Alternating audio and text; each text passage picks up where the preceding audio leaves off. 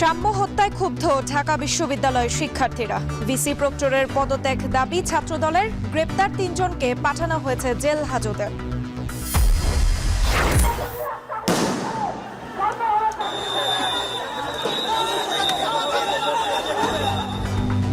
জগন্নাথের শিক্ষার্থীদের March two Jamuna কর্মসূচিতে পুলিশের বাধার পরেও কাকরাইল অবস্থান। ৫ ঘন্টা ধরে নার্সিং শিক্ষার্থীদের শাহবাগ অবরোধ।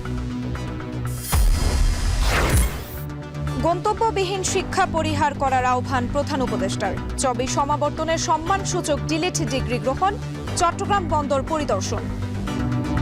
বন্দর না এখানে আর কেউ আসতে পারবে না ভাই, আমাদের চিকিৎসা দরকার, তো এই হৃৎপিণ্ডের চিকিৎসার দরকার।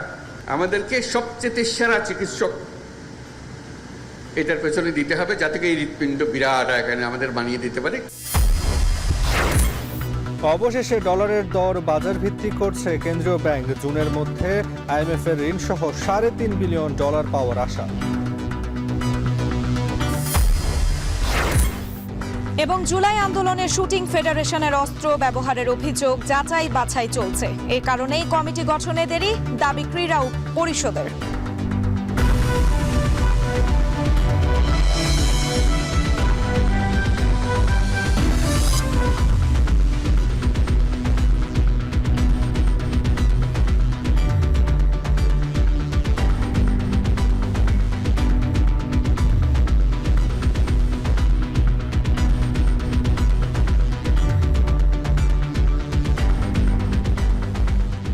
স্বাগত শান্তবাজারে। পুরো আয়োজনে আছি আমরা দুজন, আমি সুমাইরাত্রী এবং আমি তাসওয়ান নাফি। ঢাকা বিশ্ববিদ্যালয়ের শিক্ষার্থী ও ছাত্রদল নেতা সাম্য হত্যার ঘটনায় ক্ষোভে ফুঁসছে শিক্ষার্থীরা। এই ঘটনায় জড়িতদের অবিলম্বে গ্রেপ্তার করে বিচারের আওতায় আনার দাবি সহপাঠীদের। ক্যাম্পাসের সমাবেশ থেকে ভিসি প্রক্টরের পদত্যাগের দাবি জানান ছাত্রদল নেতারা। হত্যার ঘটনা তদন্তে কলা অনুষদের ডিনকে প্রধান করে 7 সদস্যের তদন্ত কমিটি গঠন করেছে বিশ্ববিদ্যালয় প্রশাসন। এরই মধ্যে গ্রেপ্তার 3 জনকে কারাগারে পাঠানো হয়েছে। বিস্তারিত জাওয়াত মাহমুদের প্রতিবেদনে। ক্যাম্পাসে ঢাকা বিশ্ববিদ্যালয়ের শিক্ষার্থী ও স্যার এএফ রহমান হলের ছাত্রদলের সাহিত্য ও প্রকাশনা সম্পাদক শাহরিয়ার আলম সাম্যকে ছুরি মেরে হত্যার পর ক্যাম্পাস জুড়ে উত্তেজনা দেখা দেয়। সামনে আসে নিরাপত্তা শঙ্কা।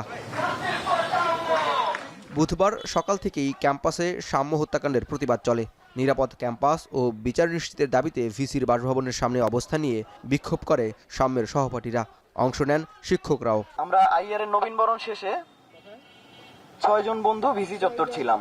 তো ওইখান থেকে সাম্যর শেষ কথা আমার দিকে তাকানো, মামা তুই 2 মিনিট দ্বারা আমি আসতেছি। তো এরপরে আমি আর সাম্যর আশা দেখি নাই, আমি সাম্যর লাশ দেখছি। আমাদেরই কোনো বন্ধু, আমাদেরই কোনো বড় ভাই, আমাদের কোনো ছোট ভাই, আমাদের শিক্ষকদের কোনো ছাত্র আসলে এসে মারা যাবে, খুন হবে। তো এটা আসলে মানে বিশ্ববিদ্যালয় প্রশাসনের ব্যর্থতা। আসলে এই আইডি কার্ডটা দেওয়ার মানেটা কি, এই ক্যাম্পাসটা করার মানেটা কি? যদি এখানে সবাই আসে, সবাই আসতে পারে, তাহলে এখানে আসলে আমরা কেন বিশ্ববিদ্যালয় বলছি? প্রশাসন তো যখনই যারা এসেছে তাদের নিজেদের পারপাস সার্ভ করে গিয়েছে, কিন্তু স্টুডেন্ট আমরা যারা সাধারণ শিক্ষার্থী আছি তাদের আসলে কি দাবিগুলো, তাদের আসলে কি চাহিদাগুলো, নিরাপত্তাগুলো কখনই আমার মনে হয় প্রশাসন ভাবে দেখার চেষ্টা করে। যদি কর্তৃপক্ষ জীবনের মর্যাদা না দেয়, জীবনের মূল্য না দেন, তাহলে আমরা শুধু এভাবে অশ্রু বিসর্জন করব, আমরা কষ্টে ক্ষুব্ধ হব। এদিকে বেলা 11:30টায় সাম্য হত্যার বিচার ও ভিসির পদত্যাগের দাবিতে রাজু ভাস্কর্য থেকে বিক্ষোভ মিছিল বের করে ছাত্রদল। ক্যাম্পাস প্রদক্ষিণ করে ভিসির বাসভবনের সামনে অবস্থান নিয়ে সাম্য হত্যার বিচার নিশ্চিত না হলে প্রক্টর ও ভিসিকে অবাঞ্ছিত করার ঘোষণা দেন ছাত্রদল নেতারা। অনতিবিলম্বে সাম্যের হত্যাকারীদের গ্রেপ্তার এবং বিচার দাবি করছি, এবং অনতিবিলম্বে ঢাকা বিশ্ববিদ্যালয়ের প্রশাসন সহ বিভিন্ন হলগুলোতে এখনো পর্যন্ত ছাত্রলীগের দোসররা এখনো পর্যন্ত হলে অবস্থান করছে। ছাত্রলীগের প্রতিটি দোসরদেরকে গ্রেপ্তার বিচারের দাবি করছি। আমাদের সম্মানিত ভিসি স্যার এবং প্রক্টর স্যারের আমাদের তাদের কাছ থেকে স্পষ্ট কোনো বক্তব্য এখন পর্যন্ত আমরা পাইনি। আমরা আন্দোলনের মাধ্যমে আমরা আমাদের দাবি আদায় করব, এবং এই সম্মানিত ভিসি স্যার প্রক্টর স্যারের পদত্যাগের যে দাবি উঠেছে ছাত্র সমাজের মাঝখান থেকে, সেটি অবশ্যই তারা সম্মান দেখিয়ে আশা করছি তারা পদত্যাগ করবেন। বাদ জোহর ঢাকা বিশ্ববিদ্যালয় কেন্দ্রীয় জামে মসজিদে সাম্যর জানাজা অনুষ্ঠিত হয়। জানাজায় অংশ নেন বিশ্ববিদ্যালয়ের উপাচার্য অধ্যাপক ডক্টর নিয়াজ আহমেদ খান, বিএনপির প্রচার সম্পাদক সুলতান সালাউদ্দিন টুকু সহ সাম্যের সহপাঠী ও সাধারণ শিক্ষার্থীরা। জানাজা শেষে মরদেহ সাম্যের গ্রামের বাড়ি সিরাজগঞ্জে নিয়ে যাওয়া হয়। এদিকে ঢাকা বিশ্ববিদ্যালয়ের প্রক্টর জানান, সকল অংশীজনের সমন্বয়ে নিরাপদ ক্যাম্পাস তৈরিতে জিরো টলারেন্স নীতি অবলম্বন করবে বিশ্ববিদ্যালয় প্রশাসন। অভিযান কালকেই শুরু হবে, ক্যামেরা এবং লাইট লাগানোর কাজটা কালকেই শুরু হয়ে যাবে। আমরা আশা করছি আজকে রাতেই হয়তো দেয়ালের কাজ শুরু হয়ে যাবে এবং জিরো টলারেন্স থাকবে ওখানে। দোকানপাট এবং যে ভবঘুরেরা তাবু টাবু খাটিয়ে রাতে ঘুমাই টুম ইত্যাদি এভাবে জিরো টলারেন্স থাকবে। ছাত্রদল নেতা শাহরিয়ার আলম সাম্যকে হত্যার ঘটনায় জড়িত ৩ জনকে গ্রেফতারের কথা জানায় ঢাকা মহানগর পুলিশের মুখপাত্র মুহাম্মদ তালিবুর রহমান। এরা সবাই বহিরাগত বলেও জানান তিনি। প্রাথমিকভাবে যে ৩ জনকে আমরা গ্রেফতার করেছি, একজন নাম হচ্ছে তামিম হাওলাদার, একজনের নাম সম্রাট মল্লিক, একজনের নাম হচ্ছে পলাশ সরকার। এই ৩ জনের প্রাথমিক যে তথ্য আমরা পেয়েছি, তারা ৩ জনেই বহিরাগত এবং তাদের সাথে আরও লোকজন ছিল। এবং বর্তমানে আমরা চেষ্টা করছি আর যারা এখানে ঘটনার সাথে জড়িত ছিল তাদেরকে আইনের আওতায় নিয়ে আসার জন্য। মঙ্গলবার মধ্যরাতে রাজধানীর সোহরাওয়ার্দী উদ্যানের পাশে বাইকে ধাক্কা লাগানোকে কেন্দ্র করে কথা কাটাকাটির এক পর্যায়ে সাম্যকে ছুরিকাঘাত করে পালিয়ে যায় কয়েকজন যুবক। গুরুতর আহত অবস্থায় সাম্যকে উদ্ধার করে ঢাকা মেডিকেল কলেজ হাসপাতালের জরুরি বিভাগে নিয়ে আসলে কর্তব্যরত চিকিৎসক রাত 12:30টায় তাকে মৃত ঘোষণা করেন। এ ঘটনায় গ্রেফতার ৩ জনকে কারাগারে পাঠানোর নির্দেশ দিয়েছেন আদালত। জওয়াদ মাহমুদ, এখন, ঢাকা। আবাসন ভাতা, প্রস্তাবিত বাজেট অনুমোদন সহ 3 দফা দাবিতে জগন্নাথ বিশ্ববিদ্যালয়ের শিক্ষার্থীদের মার্চ টু যমুনা কর্মসূচিতে বাধা দিয়েছে পুলিশ। দুপুরে ক্যাম্পাস থেকে শুরু হওয়া মিছিল কাকরাইল মসজিদের সামনে এলে পুলিশের টিয়ার শেল আর সাউন্ড গ্রেনেডের মুখে ছত্রভঙ্গ হয়ে যায়। সাজিদ আরাফাত জানাচ্ছেন বাকিটা। আবাসন ভাতা, প্রস্তাবিত পূর্ণাঙ্গ বাজেট অনুমোদন সহ 3 দফা দাবিতে জগন্নাথ বিশ্ববিদ্যালয়ের লং মার্চ টু যমুনা দুপুর 1টা নাগাদ বাধাহীনভাবে পৌঁছায় কাকরাইল মোড় পর্যন্ত। এরপরই পুলিশি বাধায় পড়ে শিক্ষার্থীরা। শুরু হয় পুলিশের সাথে বাগবিতণ্ডা। এ সময় শিক্ষার্থীদের ছত্রভঙ্গ করতে লাঠিচার্জ করে পুলিশ। শিক্ষার্থীদের দিকে ছোড়া হয় বেশ কয়েকটি সাউন্ড গ্রেনেড ও টিয়ার শেল। মুহূর্তেই ছত্রভঙ্গ হয় আন্দোলনকারীরা, আহত হন বেশ কয়েকজন শিক্ষার্থী। পরে দাবি আদায়ে কাকরাইল মসজিদের সামনের সড়কে অবস্থান নেন তারা। এ সময় বন্ধ হয়ে যায় যান চলাচল। শিক্ষার্থীদের অভিযোগ, যৌক্তিক ও শান্তিপূর্ণ কর্মসূচিতে অতর্কিত হামলা করে পুলিশ। আমাদের শান্তিপূর্ণ আন্দোলনে পুলিশ টিয়ারশেল মারছে। আমার এই যে ছোট বোনটাকে টিয়ারশেল মেরে দেখেন আহত করে রাখছে। পুলিশ অতর্কিতভাবে আমাদের নারী শিক্ষার্থীদের উপরে এবং ছেলে শিক্ষার্থীদের উপরে হামলা করে। যখন থেকে ইউনিভার্সিটি হয়েছে তখন থেকে স্টুডেন্টরা যে বঞ্চনার শিকার হচ্ছে, এখন এটা তার চলতে পারে না। তবে দাবি আদায়ে অনড় থাকে তারা। বিকেলে বৃষ্টিতে ভিজেও রাস্তায় অবস্থান করে শিক্ষার্থীরা। এ সময় 3 দফা দাবি পূরণের পাশাপাশি শিক্ষার্থীদের ওপর পুলিশি হামলার বিচার দাবি করে শিক্ষক সমিতির নেতারা। পুলিশ আক্রমণ করছে আমাদের বাচ্চাদের উপর, বাচ্চারা এখন অবস্থান নিচ্ছে এখানে, আর আমাদের শিক্ষকরা সামনে আছেন, তারা আলোচনা করছেন। এদিকে সংকট নিরসনে জগন্নাথ বিশ্ববিদ্যালয়ের উপাচার্য সহ ঊর্ধ্বতন কর্তৃপক্ষ যমুনায় প্রবেশ করলেও সন্ধ্যা পর্যন্ত কোনো সুরাহা মেলেনি। এর আগে সকাল 11:30টার দিকে বিশ্ববিদ্যালয় ক্যাম্পাস থেকে এ যাত্রা শুরু করেন শিক্ষার্থীরা। গুলিস্তান, সচিবালয়, মৎস্য ভবন হয়ে যমুনার সামনে এসে পুলিশের বাধার সম্মুখীন হয় মিছিলটি।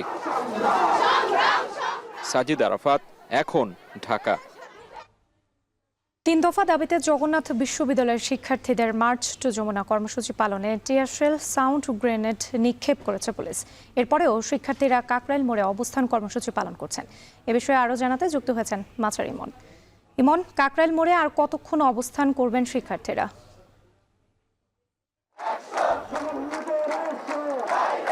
রাত্রি কাকরাইল মোড়ে শিক্ষার্থীরা কতক্ষণ অবস্থান করবেন সেটি একেবারে স্পষ্টভাবে বলা যাচ্ছে না। শিক্ষার্থীরা যেটি বলছেন যে তাদের যে যৌক্তিক দাবি, তাদের যে 3 দফা দাবি ছিল, সেই দাবির সাথে কিন্তু নতুন আরেকটি দাবি তারা সংযোজন করেছেন। সেটি হচ্ছে যে শিক্ষার্থীদের উপর যে হামলার ঘটনার সেটির যাতে সুষ্ঠু তদন্ত করে বিচার নিশ্চিত করা হয়, সেই দাবিটাও কিন্তু যুক্ত হয়েছে। অর্থাৎ যে 3 দফা দাবি নিয়ে শিক্ষার্থীরা এই যমুনায় এসেছিলেন এবং পরবর্তীতে বাধার মুখে পড়েন, সেই 3 দফা দাবি থেকে কিন্তু এখন 4 দফা দাবি নিয়েই মূলত তারা তাদের যেই আন্দোলন সেটি কিন্তু চালিয়ে যাচ্ছেন। তারা কিন্তু এখনো এই কাকরাইল মোড় সড়কটি অবরোধ করে রয়েছেন এবং তারা তাদের যে সমস্ত আন্দোলনের পক্ষে দাবির পক্ষে যে সমস্ত স্লোগান রয়েছে তারা কিন্তু সেটি দিয়ে যাচ্ছে। এবং আমরা যতটুকু জানতে পেরেছি ইতিমধ্যেই যমুনায় অর্থাৎ প্রধান উপদেষ্টার যে সরকারি বাসভবন রয়েছে সেখানে কিন্তু এই জগন্নাথ বিশ্ববিদ্যালয়ের উপাচার্য কোষাধ্যক্ষ সহ জগন্নাথ বিশ্ববিদ্যালয়ের একটি প্রতিনিধি কিন্তু বৈঠক করছেন এই সমস্যার সমাধানের জন্য। এবং শিক্ষার্থীরা যেটি বলছেন যে তারা তাদের যে 3 দফা দাবি অর্থাৎ তাদের যে জগন্নাথ বিশ্ববিদ্যালয় সংশ্লিষ্ট যে সমস্ত দাবিগুলো রয়েছে সেগুলোর তারা সমাধান না নিয়ে এই রাজপথ তারা ছাড়বেন না, এমনটি তারা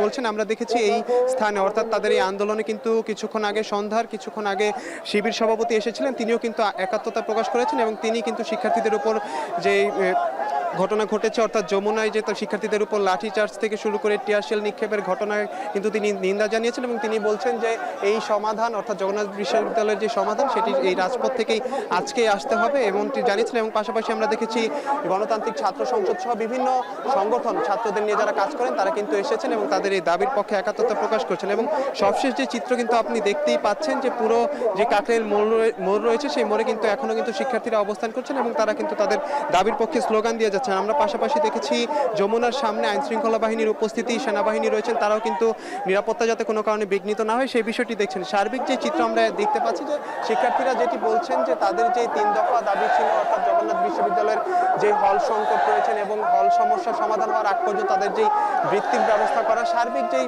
দাবিগুলো রয়েছিল সেই দাবিগুলো যতক্ষণ পর্যন্ত তাদের সমাধান না হবে ততক্ষণ পর্যন্ত তাদের যেই আন্দোলন তারা চালিয়ে যাবেন। এবং তারা যেটি বলছেন যে জগন্নাথ বিশ্ববিদ্যালয় সবসময় অবহেলার শিকার হয়ে আসছেন, যাতে এই অবহেলা যাতে আর না থাকে সেই বিষয়টিকে তারা গুরুত্ব দিয়ে তারা যেটি বলছেন যে তাদের যে 3 দফা দাবি এবং পরবর্তীতে যেটি বললাম কিছুক্ষণ আগে নতুন একটি দফা যুক্ত করেছে অর্থাৎ যমুনায় তাদের যে বাধা দেওয়া হয়েছে টিয়ারশেল নিক্ষেপ এবং লাঠিচার্জের যে ঘটনা ঘটেছে যারা জড়িত রয়েছে বিশেষ করে তারা যেটি বলছেন যে ডিএমপিকে ক্ষমা চাইতে হবে সেই বিষয়টি নিয়েও তারা সামনে নিয়ে এসেছেন। অর্থাৎ 3 দফা যে দাবি ছিল সেটি কিন্তু 4 দফায় রূপান্তর হয়েছে এবং শিক্ষক যে যারা রয়েছেন প্রতিনিধি তারা কিন্তু মিটিংয়ে বসেছে এবং সার্বিক যে চিত্র এখানকার দেখছি তারা যেটি বলছেন যে দাবি আদায় হওয়ার আগ পর্যন্ত তারা তাদের আন্দোলন চালিয়ে যাবেন।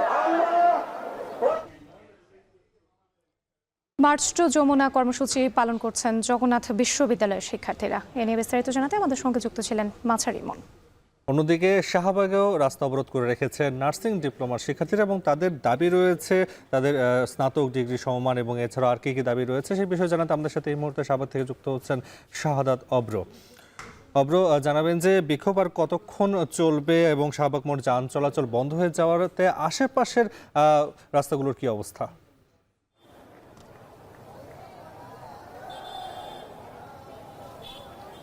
এই মুহূর্তে কিন্তু পুরো শাহবাগ বলা চলে অচল এবং সেটি কিন্তু দুপুর 2টা থেকেই। আর যারা কিনা অফিস থেকে ফিরছিলেন তারা কিন্তু হচ্ছে পায়ে হেঁটেই এই রাস্তাটুকু পার করতে হয়েছে। আমরা দেখেছি যে দুপুর নাগাদ কিন্তু দুপুরের পর থেকে যাদের প্রয়োজনীয় কাজ ছিল তারা কিন্তু হচ্ছে শুধুমাত্র এই যে এই রাস্তা দিয়ে যারা যাচ্ছিলেন তারা কিন্তু পায়ে হেঁটেই তাদের নির্দিষ্ট কাজে যাচ্ছিলেন। কিন্তু তাদের যে ভোগান্তি সেটি আমরা লক্ষ্য করেছি। তার পাশাপাশি লক্ষ্য করেছি এই যে এখানে কিন্তু স্লোগানে কয়েকশো ছাত্রছাত্রী কিন্তু এসেছে নানা জায়গা থেকে। তারা বলছেন ডিপ্লোমা সম্মান এখন ডিগ্রি সম্মান করতে হবে। এই যে পুরো ব্যাপারটি কিন্তু তারা সেই দুপুর থেকেই বলছেন। তারা বলছেন যে প্রশাসন থেকে কিন্তু কোনো ধরনের পদক্ষেপ গ্রহণ করা হচ্ছে না। তবে দুপুর 2টায় যত ছাত্রছাত্রী ছিল তার থেকে অনেকাংশেই কমে গিয়েছে। তবে এই মুহূর্তেও কিন্তু হচ্ছে পুরো জায়গাটি বলা চলে পুরো জায়গাটিতেই কিন্তু এখনো ছাত্রছাত্রীরা আছে। স্লোগানে জানান দিচ্ছে তাদের উপস্থিতি, কিন্তু কোনোভাবেই কিন্তু এই রাস্তা দিয়ে কোনো ধরনের যানবাহনের চলাচল তারা এখনো করতে দিচ্ছে না। পুলিশের অবস্থান থাকা আছে, তবে পুলিশও বলছে যে তারা তাদের অবস্থান ধরে রাখবে। তবে তারা কিন্তু কোনো ধরনের আইন শৃঙ্খলা বাহিনী আইন প্রয়োগে কিন্তু নামেনি। দুপুর 2টা থেকেই আপনাদেরকে সেটি জানাচ্ছিলাম। তো যারা কিনা ভুক্তভোগী, যারা কিনা এই রাস্তা ধরে যাচ্ছিলেন, এই রাস্তার যাত্রী, তারা কিন্তু নানাভাবে তাদের যেই কষ্ট ভোগান্তির কথা সেই পুরোপুরি কিন্তু তারা প্রকাশ করছিলেন। তারা বলছিলেন যে শাহবাগ বাদ দিয়ে অন্য কোথাও যদি আন্দোলন করা হয় তাহলে অনেক বেশি ভালো হবে, কারণ এই পুরো জায়গা জুড়ে কিন্তু হচ্ছে পুরো ব্যস্ত একটি রাস্তা এই শাহবাগ, এবং এই মোড়টি যদি অচল থাকে পুরো ঢাকা শহরই বলা চলে অচল হয়ে যায়। তার পাশাপাশি আজকে নানা জায়গায় কিন্তু অবরোধ কর্মসূচি ছিল নানা ধরনের আন্দোলনকারীদের, যার কারণে কিন্তু আজকে যারা অফিসগামী কিংবা অফিস থেকে যারা ফিরছিলেন বা প্রয়োজনে বের হয়েছেন প্রত্যেকেরই কিন্তু নানা ধরনের ভোগান্তি হয়েছে, এমনটাই কিন্তু আমরা জানতে পেরেছি। এই ছিল আমার কাছে সর্বশেষ। নাফি। ধন্যবাদ অব্র। নার্সিং ডিপ্লোমাকে স্নাতক ডিগ্রি সমমান উন্নীত করা সহ বেশ কিছু দাবি নিয়ে শাহবাগ অবরোধ করে রেখেছেন শিক্ষার্থীরা। সে খবর জানাতে যুক্ত ছিলেন শাহাদাত অব্র। ব্যবসা কেন্দ্রিক সভ্যতা আত্মঘাতী মন্তব্য করে প্রধান উপদেষ্টা ডক্টর মোহাম্মদ ইউনূস বলেছেন, মানুষকে কেন্দ্র করে এই অর্থনীতি শুরু করতে হবে। এ সময় গন্তব্যবিহীন শিক্ষা পরিহার করার আহ্বান জানান তিনি। চট্টগ্রাম বিশ্ববিদ্যালয়ের ৫ম সমাবর্তনে অংশ নিয়ে অধ্যাপক ইউনূস বলেন, এই বিশ্ববিদ্যালয় দুটি নোবেল পুরস্কারের জন্য গৌরবান্বিত। চট্টগ্রাম থেকে আরো জানাচ্ছেন হাসিব বিল্লাহ। পাহাড় বেষ্টিত চট্টগ্রাম বিশ্ববিদ্যালয়ের প্রাক্তন শিক্ষক অধ্যাপক ইউনূস এবার ক্যাম্পাসে ফিরলেন সমাবর্তনের বক্তা হয়ে। দেশের ইতিহাসে সবচেয়ে বড় এই সমাবর্তনে অংশ নেন প্রায় ২৩,০০০ শিক্ষার্থী। বক্তব্যের শুরুতে নবপ্রতিষ্ঠিত বিশ্ববিদ্যালয়ের শিক্ষক হিসাবে তার যোগ দেওয়ার স্মৃতিচারণ করেন অর্থনীতির অধ্যাপক মোহাম্মদ ইউনূস। শিক্ষকতার পাশাপাশি পাশের জোবরা গ্রামে অনাবাদি জমিতে কৃষি চাষাবাদ এবং চাষাবাদের জন্য ক্ষুদ্র ঋণ ধারণার গল্প তুলে ধরেন স্নাতকোত্তর শিক্ষার্থীদের সামনে। আমরা সবাই মিলে মাঠে নামি, আমরাই রোপা লাগানোর জন্য সুতা ধরবো এবং চারা লাগিয়ে দেব। যারা সে আমলের ছাত্রছাত্রী আছে তাদের মনে আছে, দলে দলে তারা মাঠে নামলো, লাইন করে চারা লাগালো। সে অভিজ্ঞতা তারা সারা জীবন মনে রাখলো। এই পুরো কর্মসূচি যার জন্য নোবেল পুরস্কার, তার সমস্ত গোড়াপত্তন হয়েছে বিশ্ববিদ্যালয়ে, এই বিশ্ববিদ্যালয়ের সাহচর্যে। এবং সেজন্য এই বিশ্ববিদ্যালয় গৌরববোধ করতে পারে যে আমি শুধু এখানে শিক্ষক ছিলাম না, ছাত্রও ছিলাম এই বিশ্ববিদ্যালয়ের পাশের গ্রামে। মানুষকে কেন্দ্র করে অর্থনৈতিক পরিকল্পনা করার আহ্বান জানান শান্তিতে নোবেলজয়ী এই অর্থনীতিবিদ। আজ পর্যন্ত যা কিছু করে যাচ্ছি, এই জোবরা থেকে যা শিখেছি তারই বহিঃপ্রকাশ। বলছি যে অর্থনীতি আমরা পড়াচ্ছি, এই অর্থনীতি ব্যবসার অর্থনীতি, মানুষের অর্থনীতি না। যে কোনো অর্থনীতিবিদ্যা যদি শুরু করতে হয়, মানুষকে দিয়ে শুরু করতে হবে। বিশ্বকে সাজাতে লক্ষ্য নির্ধারণেরও তাগিদ দেন প্রধান উপদেষ্টা। আমরা যে ধরনের বিশ্ব গড়তে চাই, সেই বিশ্ব গড়ার ক্ষমতা আমাদের আছে, সকল মানুষেরই আছে। কিন্তু আমরা গতবাঁধা পথে চলে যাই বলে আর নতুন পৃথিবীর কথা আমরা চিন্তা করি না। যে আমরা শুধু খণ্ডিত বিষয়ে গবেষণা করার জন্য নিয়োজিত নই, আমরা এই প্রত্যেকটি গবেষণার পেছনে একটি আমাদের উদ্দেশ্য, সমস্ত বিশ্বকে আমাদের মনের মতো করে সাজানোর জন্য। সমাবর্তনে ডক্টর মোহাম্মদ ইউনূসকে ভূষিত করা হয় ডিলিট উপাধিতে। পরে মেধাবী শিক্ষার্থীদের হাতে পুরস্কার তুলে দেন অন্তর্বর্তী সরকারের প্রধান উপদেষ্টা। হাসিব বিল্লাহ, এখন চট্টগ্রাম। চট্টগ্রাম বন্দর শুধু দেশ নয়, পুরো দক্ষিণ এশিয়ার হৃৎপিণ্ড। তাই দেশের অর্থনীতিকে সমৃদ্ধ করতে হলে এই বন্দরের উন্নয়নের কাজ করার কথা জানিয়েছেন প্রধান উপদেষ্টা ডক্টর মোহাম্মদ ইউনূস। বন্দর পরিচালনায় বিদেশি প্রতিষ্ঠানকে নিয়োগের উপর গুরুত্ব আরোপ করেন তিনি। এদিন 11,000 কোটি টাকা ব্যয়ে কালুরঘাট সড়ক ও রেল সেতুর ভিত্তি স্থাপন করেন প্রধান উপদেষ্টা। এই সেতু দক্ষিণ চট্টগ্রামের 6 উপজেলা সহ কক্সবাজারের সাথে নতুন দিগন্তের সূচনা করবে। বিস্তারিত হোসাইন জিয়াদের প্রতিবেদনে। ক্ষমতা নেয়ার 9 মাস পর নিজ জন্মভূমি চট্টগ্রামের মাটিতে পা রাখেন প্রধান উপদেষ্টা। সকাল 9:20 বাংলাদেশ বিমানের ফ্লাইটে পৌঁছান চট্টগ্রাম বিমানবন্দরে। সেখানে তাকে অভ্যর্থনা জানান মেয়র, জেলা প্রশাসক সহ সরকারের ঊর্ধ্বতন কর্মকর্তারা। এর পরপরই তিনি পৌঁছান চট্টগ্রাম বন্দরে, ঘুরে দেখেন বন্দরের অপারেশন কার্যক্রম। এ সময় বন্দর সংশ্লিষ্ট কর্মকর্তা ও ব্যবসায়ীদের সাথে এক মতবিনিময় সভায় অংশ নেন। বলেন, চট্টগ্রাম বন্দর দেশের অর্থনীতির হৃৎপিণ্ড। এ বন্দরের সক্ষমতার উপর দেশের আগামীর অর্থনীতি ও বাণিজ্য পুরোপুরি নির্ভর করছে। এ বন্দরকে বিশ্বমানে নিয়ে যেতে হবে। তাই বন্দরে বিদেশি অপারেটর নিয়োগ দেওয়ার কোনো বিকল্প নেই। ভুটান যদি এটার সঙ্গে সংযুক্ত হয়, সেও লাভবান হবে, আমরাও লাভবান হব। সেভেন সিস্টার যদি এটার সঙ্গে সংযুক্ত হয়, তারাও লাভবান হবে, আমরাও লাভবান হব। এটা আমাদের লাভ। একটা লাভ হলো, এর পেছনে আমাদের কোনো টাকা পয়সা খরচ লাগছে না। এটা মজার জিনিস তাদের সঙ্গে। Build, operate and transfer. তোমরা বানাও, তোমরা কাজ করো, রোজগার করো, এই মেয়াদের মধ্যে আমাদেরকে দিয়ে দিতে হবে। আমরা 1 পয়সা খরচ করবো না। কাজে পয়সা বেঁচে গেল, কাজটা হয়ে গেল। বক্তব্যে চট্টগ্রাম বন্দর সহ এ অঞ্চলের ভূ রাজনৈতিক গুরুত্ব তুলে ধরে তিনি বলেন, এ বন্দর দক্ষিণ এশিয়ার তথা ভুটান ও নেপালের জন্য হৃৎপিণ্ড হিসেবে গড়ে তুলতে হবে। বন্দর ব্যবহার করে ভারতের 7 সিস্টার যাতে পণ্য আনা নেওয়া করতে পারে সে সক্ষমতায় চট্টগ্রাম বন্দরকে নিয়ে যেতে হবে। চট্টগ্রাম বন্দরটা হলো বাংলাদেশের অর্থনীতির হৃৎপিণ্ড। এই হৃৎপিণ্ড যদি দুর্বল হয়, তুমি ডাক্তার বৈদ্য সবকিছু আনো, মেরামত হবে, কিন্তু চলে না।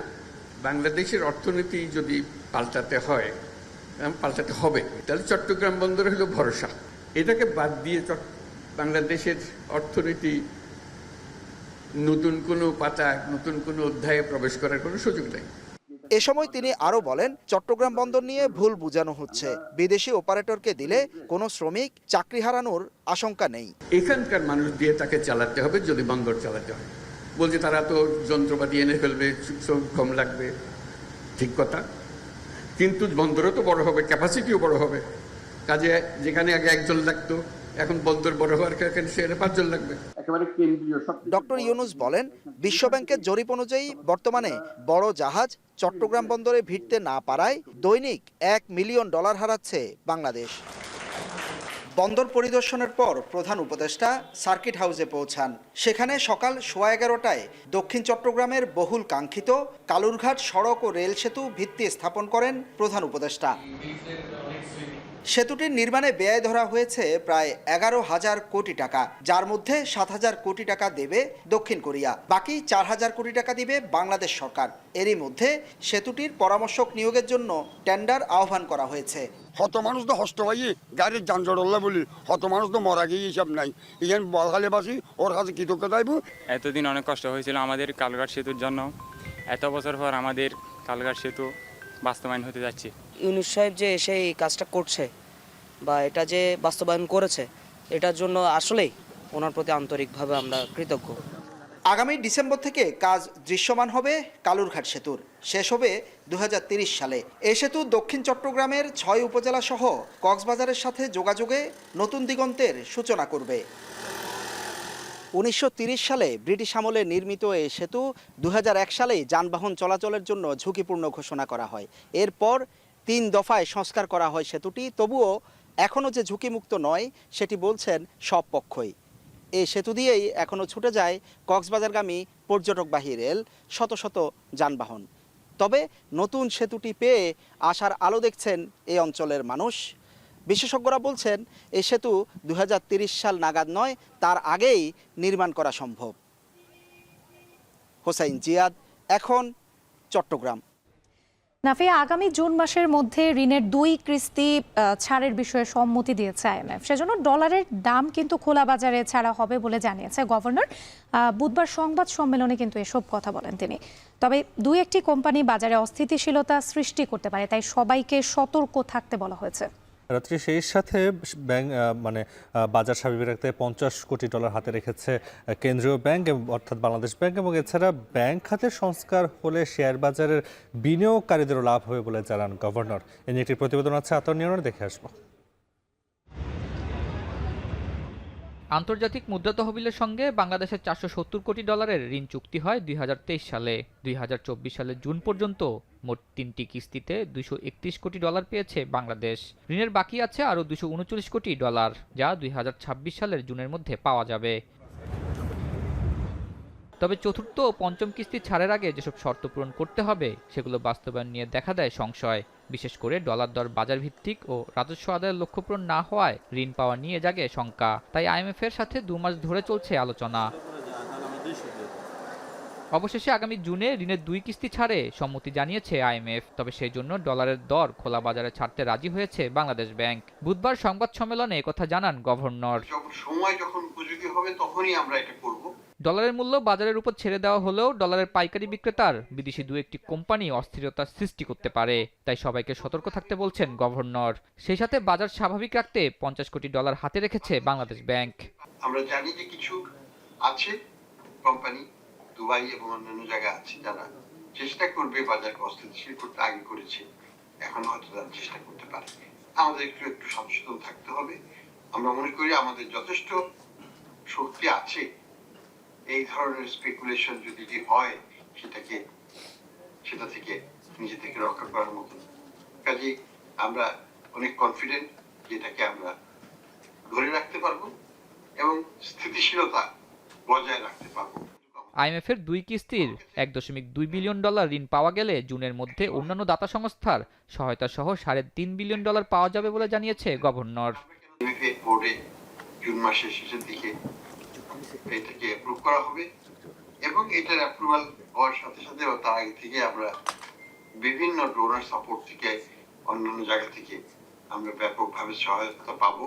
আমাদের এস্টিমেট হচ্ছে প্রায় 3.5 বিলিয়নের মতো নতুন টাকা আসবে এখন থেকে জুন মাসের মধ্যে।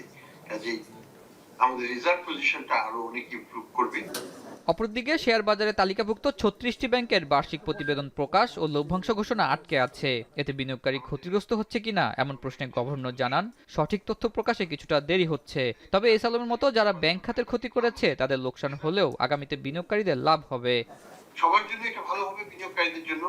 হয়তো স্পন্সর ডাইরেক্টর এস আলমের জন্য ভালো হবে না, সে তো এটাকে ব্যাংকটাকে ধ্বংস করেছে, তার জন্য কেন আমরা করোনা দেখাবো। সাইফুজ্জামানের জন্য ভালো হবে না, কারণ তার জন্য আমরা কেন করোনা দেখাবো। তো যাই হোক, এখানে কিছু তো লুজার হবেই এবং যারা ব্যাংকের ক্ষতি করেছে তারা লুজার হবে, তাতে আমার মনে হয় না কারণ কান্নাকাটি করার প্রশ্ন আসে।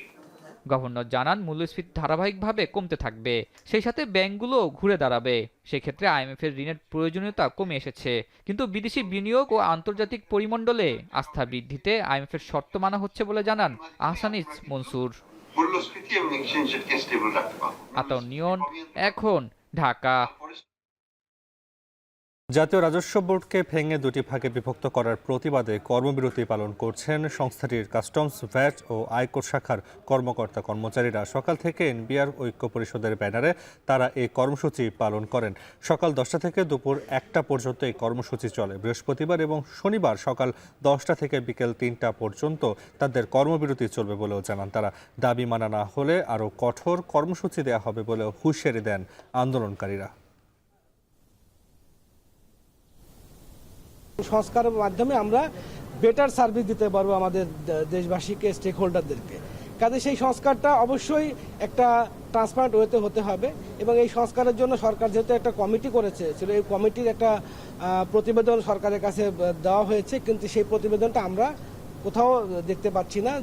গণতন্ত্রকামী মানুষদের সঙ্গে নিয়ে স্বৈরাচারের পতন ঘটিয়েছে শিক্ষার্থীরা মন্তব্য করে বিএনপির স্থায়ী কমিটির সদস্য ডক্টর আব্দুল মুইন খান বলেছেন, ছাত্রছাত্রীদের এখন লেখাপড়ায় মনোযোগ দেওয়া প্রয়োজন। বিকেলে রাজধানীর শিল্পকলা একাডেমিতে মহানগরী সাংস্কৃতিক ফোরাম আয়োজিত ডানবের হাজী শাহাবুদ্দিন বৃত্তি প্রদান অনুষ্ঠানে তিনি এসব কথা বলেন। এ সময় ডক্টর আব্দুল মুইন খান আরও বলেন, তরুণ প্রজন্ম যদি ভুল পথে যায় ভবিষ্যৎ গন্তব্য ক্ষতিগ্রস্ত হবে। বাংলাদেশের বৈপ্লবিক পরিবর্তনে অবদান ছাত্র সমাজের।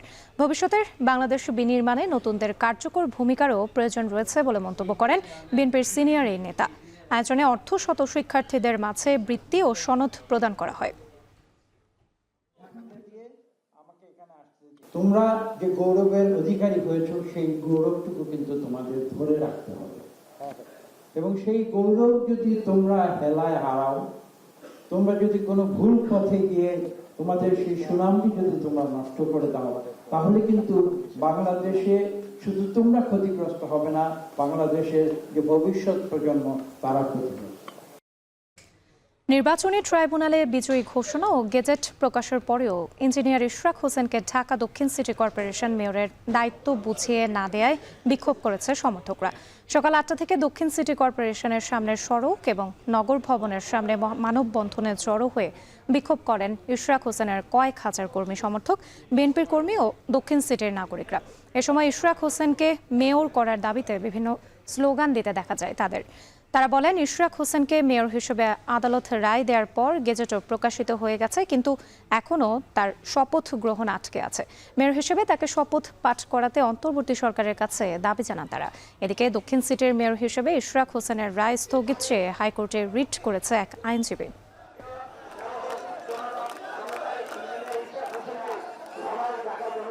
দীর্ঘ 8 মাস পেরোলেও গঠিত হয়নি বাংলাদেশ শুটিং ফেডারেশনের কমিটি। ফলে স্থবির হয়ে আছে সব ধরনের কার্যক্রম। আসন্ন সাফে ভালো করা নিয়ে শঙ্কায় আছেন শুটাররা। এদিকে জুলাই আন্দোলনের শুটিং ফেডারেশনের অস্ত্র ব্যবহারের অভিযোগ যাচাই বাছাই চলছে। এ কারণেই কমিটি গঠনে দেরি হচ্ছে বলে জানিয়েছেন জাতীয় ক্রীড়া পরিষদ। আর জানাচ্ছেন শরীফ রওশন। সম্ভাবনা এবং অর্জনের দিক দিয়ে দেশের ক্রীড়াঙ্গনের অন্যান্য ফেডারেশনের থেকে অনেকটাই এগিয়ে দেশের এই শুটিং ফেডারেশন। তবে ক্রীড়ার অভিভাবকদের খামখেয়ালিপনায় এখন ধ্বংসের মুখে দেশের ব্যয়বহুল এই ফেডারেশন। মাঝে মধ্যে শুটাররা অনুশীলন করলেও দীর্ঘদিন ধরে নেই কোনো প্রতিযোগিতার আমেজ, যে কারণে শুটিং থেকে মুখ ফিরিয়ে নিচ্ছেন অনেক শুটাররাই। রাইফেল হাতে নিয়ে দেশের হয়ে অনন্য কীর্তি করেছেন, হয়েছেন ইতিহাসের অংশ। প্রথমবার বিশ্বকাপ শুটিংয়ে 10 মিটার এয়ার রাইফেল নিয়ে দেশের ইতিহাসে সেরা সাফল্য অর্জন করা সহজ কথা নয়। নিয়মিত অনুশীলন আর ডিসিপ্লিনের কারণেই সাফল্য পেয়েছিলেন কামরুন নাহার কলি। টোটালি এখন আউট অফ ট্র্যাক হয়ে গেছি, কারণ আমাদের কোচ নেই, আমাদের ফেডারেশনে টোটালি প্র্যাকটিস বন্ধ।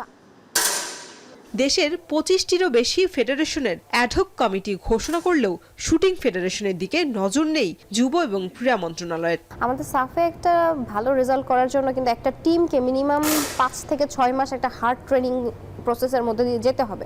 হার্ড ট্রেনিংয়ের মাধ্যমে তারা আমাদের মধ্য থেকে চুজ করে নেবে যে কার আমরা রেজাল্ট দিতে পারবো। একটা গেমসে তো আমাদের মেডেল পাওয়ার চান্সও ছিল, তো এরকম আমাদের অনেকগুলো গেমস আমরা ইন্টারন্যাশনাল গেমসগুলো করতে পারিনি, এমনকি আমাদের ন্যাশনাল লেভেলেও কোনো গেমস হয়নি। ফেডারেশনের ভারপ্রাপ্ত মহাসচিবের বক্তব্যে পরিষ্কার, অ্যাডহক কমিটির অপেক্ষায় থমকে আছে ফেডারেশনের সব কার্যক্রম। এই ধরনের ক্যাম্প অর্গানাইজ বা প্রতিযোগিতা অর্গানাইজ যোগদানের জন্য একটা ফান্ডিংয়ের ব্যাপার আছে, বাজেটের ব্যাপার আছে, র্যাঙ্কিংয়ের ইয়ে আছে। এটা খুব একটা বেশি যে তা না, 2টা কম্পিটিশনের মতো মিস করা হয়েছে, যেটা আমরা হয়তো বা পূর্ণাঙ্গ কমিটি থাকলে বা অ্যাডহক কমিটি থাকলে তারা পাঠাতে পারত। শুটিং ফেডারেশনের বন্দুক জুলাই আগস্টের অভ্যুত্থানে ব্যবহারের খবরে কমিটি ঘোষণার আগে অনেক বেশি সচেতন মন্ত্রণালয়। স্পোর্টস শুটিং ফেডারেশনের অ্যাডহক কমিটির প্রপোজাল আমরা পেয়েছি। আমরা এটা রাষ্ট্রের নির্দিষ্ট কয়েকটা সংস্থার ব্যাটিংয়ের জন্য আমরা পাঠিয়েছি। শুটাররা আশা করছেন দ্রুত সমস্যা সমাধান করে আবারও বন্দুক রাইফেল নিয়ে প্রতিযোগিতায় নেমে সাফল্য ছিনিয়ে আনবেন তারা। শরীফ রওশন, এখন, ঢাকা। জামায়াতে নিবন্ধন ও প্রতীক ফিরে পাওয়ার আপিলের শুনানি শেষ। 1 জুন রায় ঘোষণা করবেন সর্বোচ্চ আদালত। রায়ে জামায়াতে ইসলামী নিবন্ধন ও প্রতীক ফিরে পাবে আশা প্রকাশ করে আইনজীবী শিশির মনির বলেন, দাঁড়িপাল্লা প্রতীকের রাজনৈতিক দাবিদার জামায়াত। বিস্তারিত জাহিদ হাসানের প্রতিবেদনে। 2013 সালের 1 আগস্ট হাইকোর্ট জামায়াতের নিবন্ধন বাতিল ও অবৈধ ঘোষণা করে রায় দেন। এর বিরুদ্ধে আপিল করলে 2013 সালের নভেম্বরে আইনজীবীর অনুপস্থিতি দেখিয়ে আপিল খারিজ করে দেয় আপিল বিভাগ। পরে গেল বছরের 1 সেপ্টেম্বর জামায়াতের নিবন্ধনের আপিল পুনরুজ্জীবিত করা হয়। আর 2016 সালে তৎকালীন প্রধান বিচারপতি এস.কে. সিনহার সভাপতিত্বে ফুলকোট সভায় জামায়াতের প্রতীক বাতিল করা হয়। বুধবার প্রধান বিচারপতি সৈয়দ রেফাত আহমেদের নেতৃত্বে 4 বিচারপতির আপিল বেঞ্চে জামায়াতের নিবন্ধন ও প্রতীক ফিরে পাওয়ার শুনানি শুরু হয়। নিবন্ধন বাতিলের বিপক্ষে আইনি যুক্তি তুলে ধরেন জামায়াতের আইনজীবীরা। কোনো রাজনৈতিক দলের নিবন্ধন আদালত বাতিল করতে পারে না মর্মে যুক্তি দেন জামায়াত পক্ষের আইনজীবীরা। শুনানিতে আইনজীবী আদালতে বলেন, হাইকোর্ট জামায়াতের নিবন্ধন বাতিল করে বিচার বিভাগকে রাজনীতিকরণ করেছে। শুনানি শেষ করে রায়ের জন্য 1 জুন দিন ধার্য করেছে আপিল বিভাগ। জামায়াতের রেজিস্ট্রেশন প্রক্রিয়াটা বাতিল করার মাধ্যমে এবং কেয়ারটেকার গভর্নমেন্ট সিস্টেম বাতিল করার মাধ্যমে পলিটিসাইজেশন অফ জুডিশিয়ারি করা হয়েছে, অর্থাৎ বিচার বিভাগকে রাজনীতিকীকরণ করা হয়েছে। এবং আজকে যে জামায়াত ইসলামীর নিবন্ধন মামলা শুনানি হচ্ছে, যারা এই নিবন্ধন মামলা শুনানি অন্তে নিবন্ধন বাতিল করেছেন, তারা মূলত বাংলাদেশের উচ্চ আদালতকে রাজনৈতিকভাবে ব্যবহার করেছেন। দাঁড়িপাল্লা প্রতীক জামায়াতের সঙ্গে ওতপ্রোতভাবে জড়িত জানিয়ে রায়ে নিবন্ধন ও প্রতীক ফিরে পাওয়ার আশা প্রকাশ করেন জামায়াতের আইনজীবী। ইনশাল্লাহ জামায়াত ইসলামী তার নিবন্ধন ফেরত পাবে ইনশাল্লাহ। এবং একই সাথে বাংলাদেশের রাজনীতিতে জামায়াত ইসলামী নতুন উদ্যমে নতুনভাবে মানুষের সাপোর্ট নিয়ে মেজরিটির ভিত্তিতে বাংলাদেশের রাজনীতিতে গুরুত্বপূর্ণ ভূমিকা পালন করবেন। শুনানিতে আপিল বিভাগে উপস্থিত ছিলেন জামায়াতের কেন্দ্রীয় ঢাকা মহানগরের নেতৃবৃন্দ। দাঁড়িপাল্লা প্রতীকও বরাদ্দ দিবেন, এটা আমরা প্রত্যাশা করি ইনশাআল্লাহ। জাহিদ হাসান, এখন, ঢাকা। রাত্রি আমরা জানি যে মধ্যপ্রাচ্যে বর্তমানে ডোনাল্ড ট্রাম্প মার্কিন প্রেসিডেন্ট তিনি সফর করছেন এবং আন্তর্জাতিক বিশ্লেষকরা যেটা মনে করেন যে এই যে মধ্যপ্রাচ্য সফর এবং এই সফরের মূল উদ্দেশ্য হচ্ছে ইরানকে চাপে রাখার এবং এই যে চাপে রাখার বিষয় এবং তাদের বক্তব্য যেটা বলছে যুক্তরাষ্ট্রের প্রেসিডেন্ট যুক্তরাষ্ট্রে বিনিয়োগ বাড়ানোর যে জন্য তিনি আসছেন এবং উদ্দেশ্য নিয়ে যিনি এসেছেন। তবে এই যে সফর, এই সফরের মূল উদ্দেশ্য হচ্ছে যে মধ্যপ্রাচ্যের যে এই অঞ্চলের ভূ রাজনীতিতে ইরানের আধিপত্য কমানোই তার মূল লক্ষ্য। অন্যদিকে সিরিয়ার উপর যে নিষেধাজ্ঞা তুলে নেওয়ার ঘোষণাটি রয়েছে সেই ঘোষণাকে ট্রাম্প প্রশাসনের হঠকারী সিদ্ধান্ত হিসেবে দেখছেন কোনো বিশ্লেষক। এ নিয়ে একটি প্রতিবেদন রয়েছে সতীর্থ কর্মকারের, চলুন দেখে নেই। মধ্যপ্রাচ্য সফরের প্রথম দিনেই সৌদি আরবের সঙ্গে $14,200 কোটি অস্ত্র বিক্রির চুক্তি করেছেন মার্কিন প্রেসিডেন্ট ডোনাল্ড ট্রাম্প।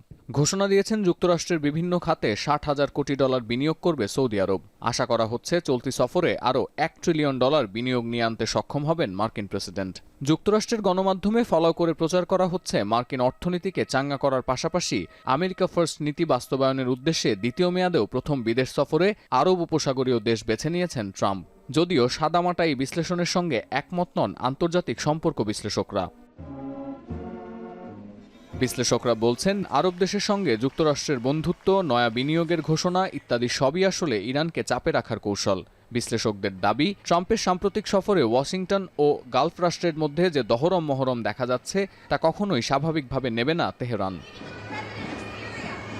এদিকে সিরিয়ার ওপর থেকে যুক্তরাষ্ট্রের নিষেধাজ্ঞা তুলে নেওয়ার ঘোষণাও ভাবাচ্ছে আন্তর্জাতিক সম্পর্ক বিশ্লেষকদের। ওয়াশিংটনের দূরদর্শিতা নিয়ে প্রশ্ন তুলে তারা বলছেন, অন্তর্বর্তী সরকার গঠনের মাধ্যমে সিরিয়ায় রাজনৈতিক পন্থায় ক্ষমতা হস্তান্তরের প্রক্রিয়া শুরু হয়েছে মাত্র। বিশ্লেষকরা মনে করেন এত দ্রুত নিষেধাজ্ঞা তুলে নেওয়াটা ট্রাম্পের হঠকারী সিদ্ধান্ত। The president should also be cautious, like the United States should be cautious too, because you don't want to go whole hog in and invest in any particular regime, because even though they've stayed for 6 months, there's no guarantee that they're going to continue. মধ্যপ্রাচ্য সফর শেষে ইরানকে কতটা কোণঠাসা করতে পারবেন Trump, কিংবা মধ্যপ্রাচ্যের ক্ষমতার ভারসাম্যে নতুন করে কোনো পরিবর্তন আসবে কিনা, এখন সেদিকেই নজর থাকবে বিশ্বের। সতীর্থ কর্মকার, এখন বিশ্ব। ইন্ডিয়ান প্রিমিয়ার লিগে বাকি অংশে দিল্লি ক্যাপিটালসের হয়ে খেলবেন মুস্তাফিজুর রহমান। 6 কোটি রুপিতে এই বাঁহাতিকে দলে ফিরিয়েছে Capitals. Australian cricketer Jake Fraser ম্যাকগার্কের বদলি হিসেবে মুস্তাফিজকে দলে ফিরিয়েছে ক্যাপিটালস। নিজেদের ফেসবুক ভেরিফাইড পেজে এমনটি নিশ্চিত করেছে ফ্র্যাঞ্চাইজিটি। দ্বিতীয় ক্রিকেটার হিসেবে টুর্নামেন্টের বাকি অংশ থেকে নাম প্রত্যাহার করেছেন ম্যাকগার্ক। ক্রিস্টিয়ান স্ট্যাপস ও মিচেল স্টার্কের অংশগ্রহণও অনিশ্চিত, এতেই কপাল খুলল মুস্তাফিজের। এর আগে টুর্নামেন্টের মেগা নিলামে অবিকৃত ছিলেন ফিস। ভারত পাকিস্তানের মধ্যকার সামরিক সংঘাতের পর গত সপ্তাহের বৃহস্পতিবার স্থগিত করা হয়েছিল আইপিএলের খেলা। 1 সপ্তাহের বেশি বন্ধ থাকার পর ফের 17 মে মাঠে গড়াচ্ছে এবারের টুর্নামেন্টে।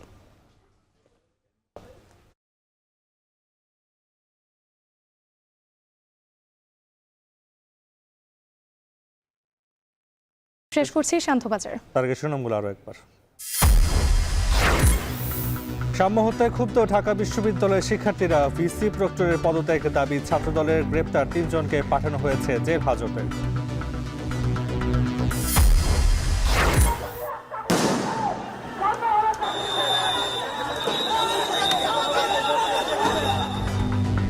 জগন্নাথের শিক্ষার্থীদের মার্চ টু যমুনা কর্মসূচিতে পুলিশের বাধার পরেও কাকরাইলে অবস্থান। 6 ঘন্টা ধরে নার্সিং শিক্ষার্থীদের শাহবাগ অবরোধ। গন্তব্যবিহীন শিক্ষার পরিহার করার আহ্বান প্রধান উপদেষ্টা। ছবি সমাবর্তনের সম্মানসূচক ডিলিট, ডিগ্রি গ্রহণ। চট্টগ্রাম বন্দর পরিদর্শন। বন্দর না এখানে আর কেউ আসতে পারবে না ভাই, আমাদের চিকিৎসা দরকার, তো এই হৃৎপিণ্ডের চিকিৎসার দরকার। আমাদেরকে সবচেয়ে সেরা চিকিৎসক এটার পেছনে দিতে হবে, যাতে এই হৃৎপিণ্ড বিরাট এখানে আমাদের বানিয়ে দিতে পারে। অবশেষে ডলারের দর বাজার ভিত্তিক করছে কেন্দ্রীয় ব্যাংক। জুনের মধ্যে আইএমএফ এর ঋণ সহ $3.5 বিলিয়ন পাওয়ার আশা। এবং জুলাই আন্দোলনে শুটিং ফেডারেশনের অস্ত্র ব্যবহারের অভিযোগ যাচাই বাছাই চলছে, এই কারণে এই কমিটি গঠনে দেরি, দাবি ক্রীড়া পরিষদের। এই ছিল সন্ধ্যাবাজারের আয়োজনে। এখন টেলিভিশন ওয়েবসাইটে দেখতে ভিজিট করুন www.ekon.tv। এছাড়া ফেসবুক দেখতে ভিজিট করুন facebook.com/tv.ekon এবং ইউটিউবে দেখতে ভিজিট করুন youtube.com/c/ekontv।